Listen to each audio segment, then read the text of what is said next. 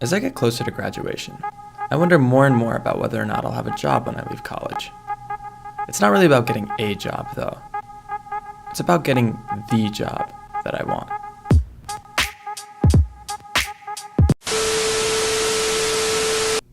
But hold on. Everyone seems to have vastly different reports on how the economy's doing depending on where you get your news.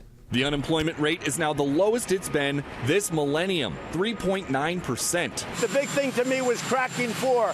That hasn't been done in a long time. 164,000 jobs were added last month, even though investors and business owners are holding their breath to see what winds up happening with tariffs. Just note that this is what the pattern is. Even though we're going up, we're way lower than we were back in 1989. Much of those manufacturing jobs have left and they're not coming back. And even if those companies are reinvesting, they are not reinvesting in technology that will require the same workforce. So who can we trust to tell us what's going on with the economy?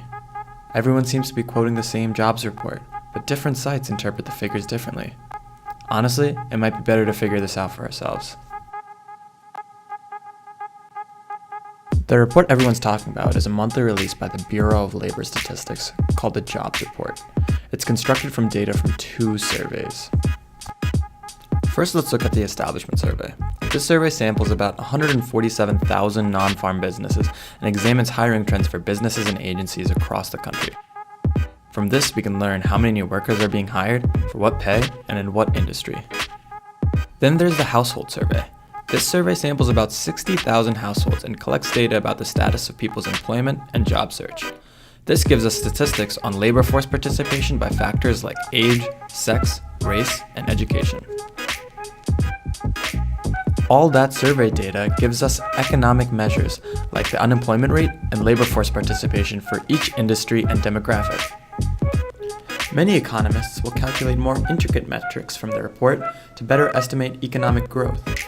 Take, for instance, prime age EPOP, or employment to population, which better depicts the core labor market by examining workers aged 25 to 54.